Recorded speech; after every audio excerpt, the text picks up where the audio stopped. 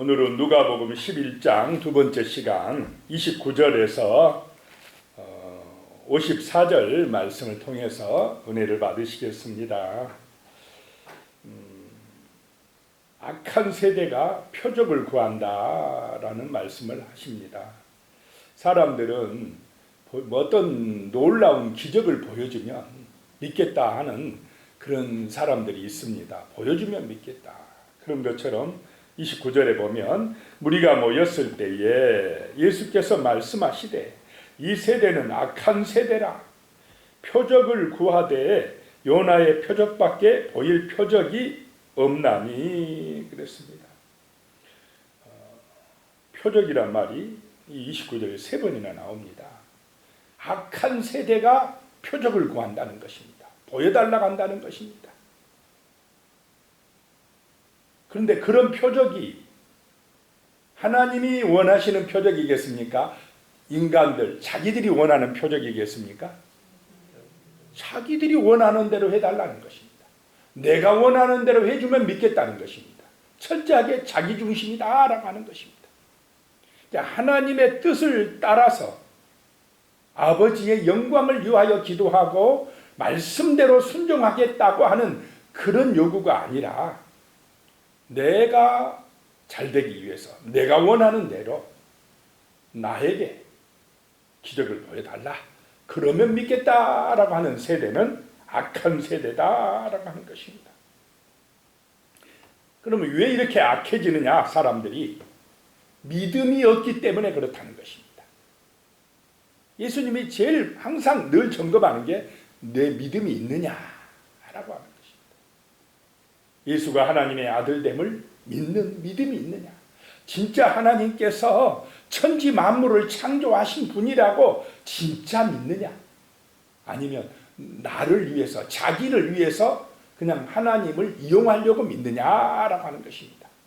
우리는 하나님이 천지 만물의 주인 되심을 진정으로 믿는 그런 참된 믿음이 되시길 바랍니다.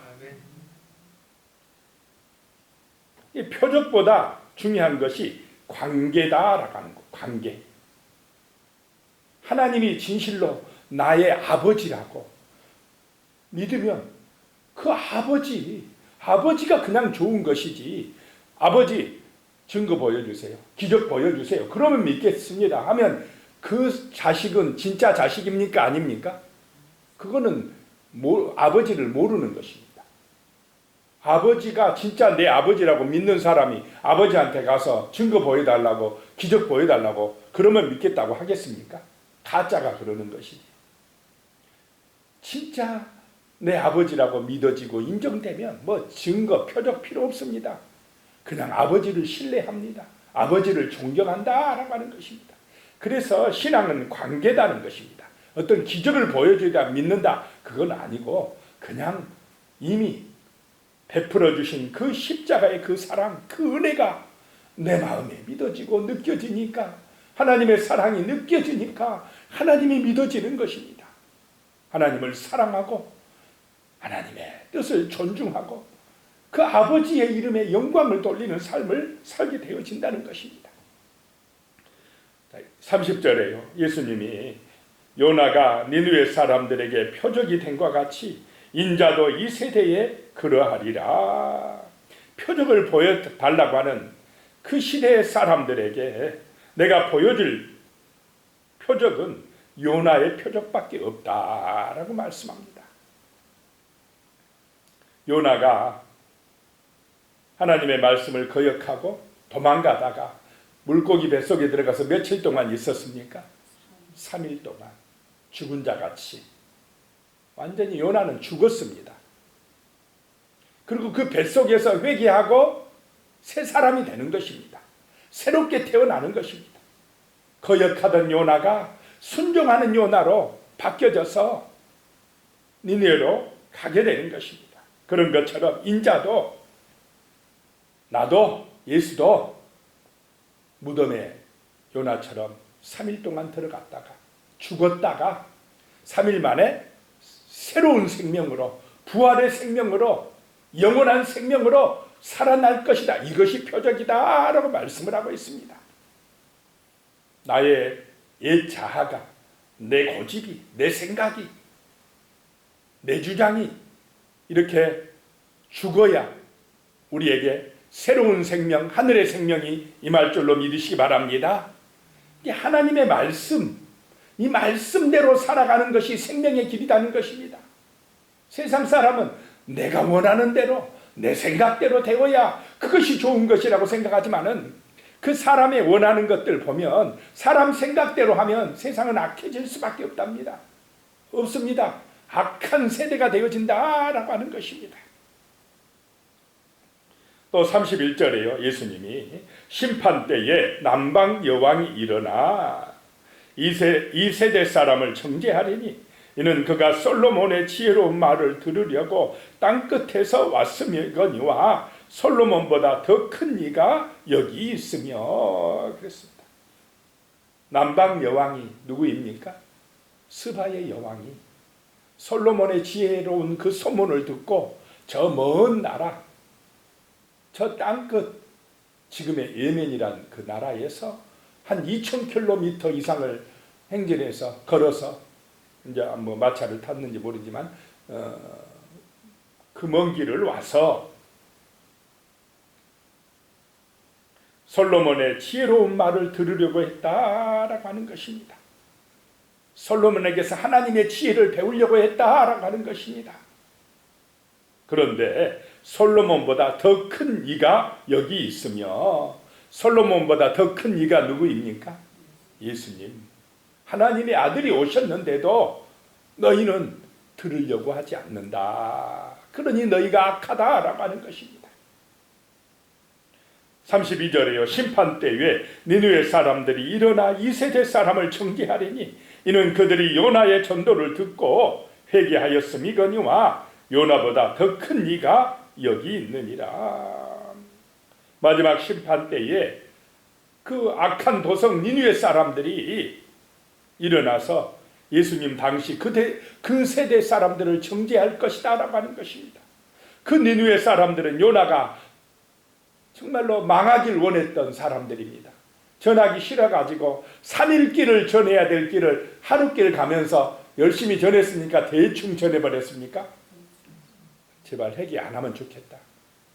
니느웨가 망했으면 좋겠다 하면서도 40일이 지나면 니느웨가 망한다 회개하라고 이렇게 대충 전했는데도 니느웨 백성들이 어떻게 했습니까? 왕부터 모든 백성들이 다 회개하고 돌아와 버렸습니다. 그 이방 니느웨 백성들은 요나 선지자의 선포를 듣고 회개했는데 요나보다 더 큰 이가 지금 여기에서 전하는데 너희는 듣지 않는다라고 하는 것입니다. 왜 안 듣느냐? 악하기 때문에 그렇다는 것입니다.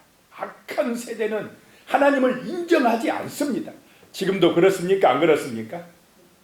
악하니까 하나님 인정 안 합니다. 자기 마음대로 살겠다는 것입니다. 자, 33절에요. 누구든지 등불을 켜서 음속에나 말 아래에 두지 아니하고 등경 위에 두나니 이는 들어가는 자로 그 빛을 보게 하려 함이라. 등불을 켜면은 등경 위에 두어야 된다는 것입니다. 그래야 사람들이 그 빛을 받아서 밤에 다니기가 쉽다라고 하는 것입니다.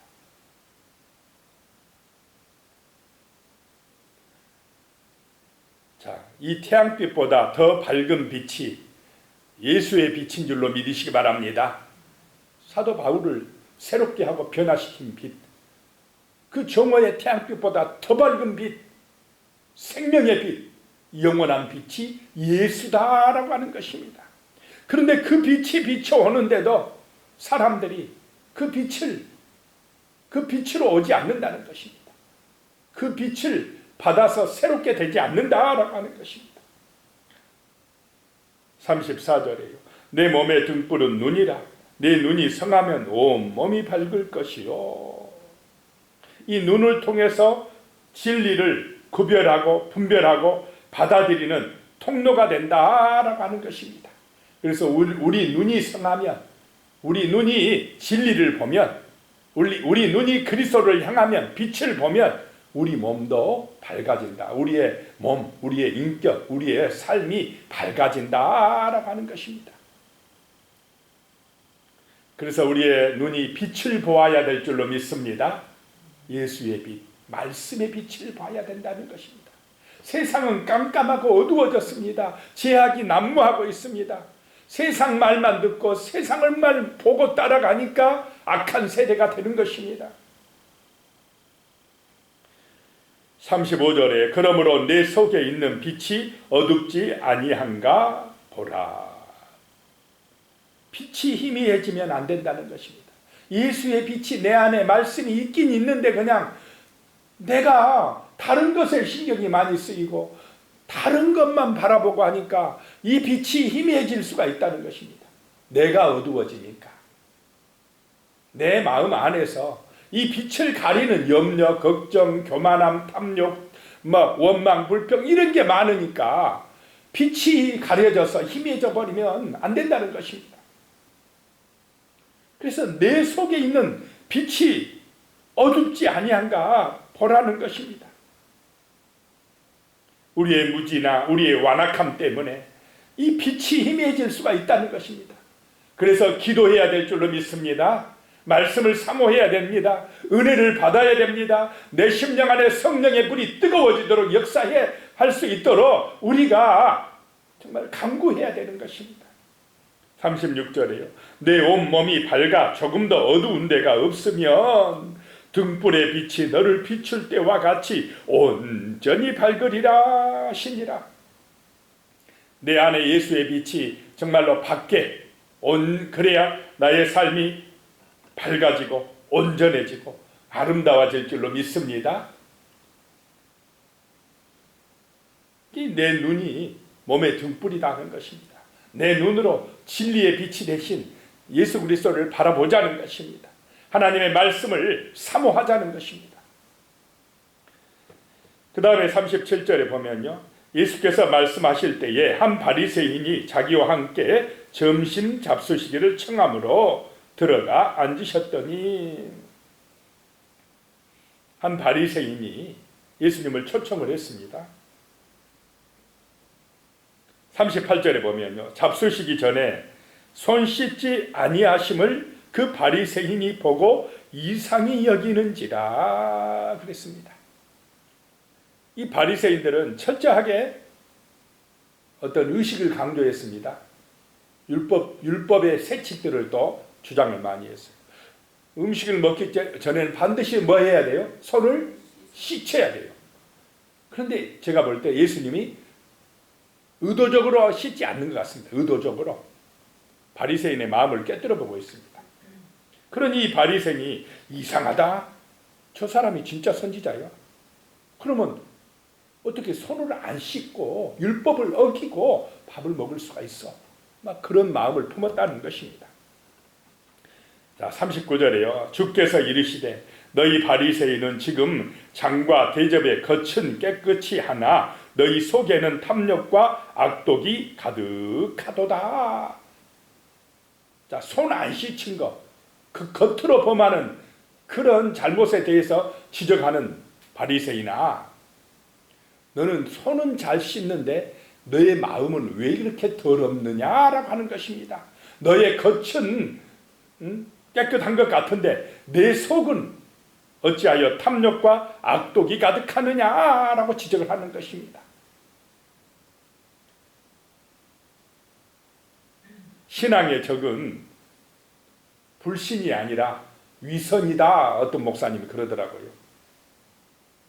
자, 위선이면 신앙, 이 종교인 바리새인은 세상 사람 세리나 창기들보다 더 못합니까? 안 합니까? 더 못하다 이 말입니다. 위선자니까. 세리나 창기들은요, 사람들한테 손가락질 받습니다. 자기가 나는 죄인이야, 나는 참 나쁜 사람이야 라고 알아요. 자기가 죄인인 줄 압니다. 그런데 이 바리새인들은 겉으로는 깨끗하고 막 선한치 않은데 속에는 탐욕과 악독이 가득하면서도 자기가 죄인인 줄 압니까? 의인인 줄 압니까? 더 나쁘다는 것입니다. 이게 더 나쁘다. 자, 40절에 어리석은 자들아 겉을 만드신 이가 속도 만들지 아니하셨느냐. 41절이요. 그러나 그 안에 있는 것으로 구제하라. 그리하면 모든 것이 너희에게 깨끗하리라. 참 이 지도자가 어려운 것이 이런 것입니다. 겉으로만 의로운 체하고 위선을 떠는데 이 속에는 자기중심이고 탐욕과 욕심이 가득하다는 것입니다. 사랑이 없다라고 하는 것입니다. 너희 가진 것, 너희 그것을 가지고 구제하라, 섬겨라. 그리하면 너희 속도 깨끗해지리라 라고 하는 것입니다. 대접받으려고만 하지 말고 대접하려고도 해라 라고 하는 말씀입니다. 42절로 가면요. 화 있을진저 너희 바리새인이여 너희가 박하와 운향과 모든 채소의 11조는 들이되 공의와 하나님께 대한 사랑은 버리는도다. 그러나 이것도 행하고 저것도 버리지 말아야 할지니라. 이 화 있을진저라는 표현이 6번이나 이게 나오는데요. 이 바리새인들은 철저하게 11조 해야 된다고 주장을 합니다. 그래서 채소에 조그만 채소 그런 것까지도 박하, 운향 모든 채소 11조를 막 드린다. 우리는 이렇게 11조 잘해 하는데 문제는 공의와 하나님에 대한 사랑을 버리는도다 라고 하는 것입니다. 겉으로는 눈에 보이게는 뭐 잘하는 열심히 내는데 그들의 속에는 공의, 사랑이 없다라고 하는 것이 문제라는 것입니다. 신실하지 못하다라고 하는 것입니다.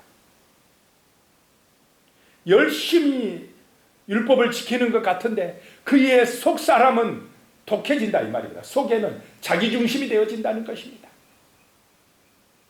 더 지독하게 되어진다는 것입니다. 이런 게 문제다라고 예수님이 말씀을 하시는 것입니다. 그런데 이것도 행하고 저것도 버리지 말아야 된다. 겉으로 행하는 그 11조도 중요하지만 이 속에 진심으로 하나님을 사랑하고 공평하고 의롭게 사는 그 진실한 마음도 중요하다라고 말씀하는 것입니다. 43절에요. 화 있을진저 너희 바리새인이여 너희가 회당의 높은 자리와 시장에서 문안받는 것을 기뻐하는도다. 자, 바리새인들이 하나님을 높입니까? 자기를 높입니까? 자꾸 선행을 하고 참 열심을 내는데 다 자기가 인정받으려고, 자기가 높임 받으려고, 자기가 칭찬받으려고. 자칫하면 오래 신앙생활 할수록요, 또 교회의 지도자가 될수록 이런 함정에 빠질 가능성이 많습니다. 그래서 늘 정신 차리고 깨어 있어야 됩니다. 교만해지지 아니하도록, 자기를 자랑하고 높이지 아니하도록. 이렇게 되면 오히려요 유선자들이 돼버리는 것입니다. 그런 바리새인들을 향하여 예수님은 화 있을진저라고 말씀합니다. 44절에 화 있을진저 너희여 너희는 평토장한 무덤 같아서 그 위를 밟는 사람이 알지 못하느니라. 평토장한 그냥 평평하게 하는 무덤이니까 무덤인 줄 모르고 그냥 지나가다가 밟아버리고 거기 만지고 하면, 자, 유대 사람들은 무덤을 만지면 어떻게 돼버립니까? 부정한 사람이 돼버려요. 그리고 많은 사람들을 실수로 모르고 그냥 부정하게 만들어버리는 평토장한 무덤같이 겉으로는 전혀 몰라요. 그런데 그 속에는 썩은 시체가 있는 것처럼 너희 바리새인들아 너희 속사람이 너무 부패했어 라고 하는 것입니다. 겉만 번지르르 하게 하지 말고 속사람을 새롭게 해야 돼 라고 하는 말씀입니다. 그랬더니 45절에 한 율법 교사가 예수께 대답하여 이르시되 선생님 이렇게 말씀하시니 우리까지 모욕하심이니이다.